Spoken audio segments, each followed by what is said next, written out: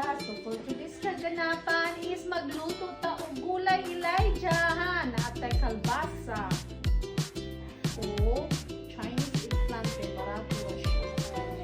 Oh, nito ba po siya? Yan na po kay mahal na kay ni siya sa Asian store. String beans $7 ang pound ani sa Asian store. May pa sa Walmart kay na mga $3. Na po kay okra dili mga ring. So, papakilang yung okra.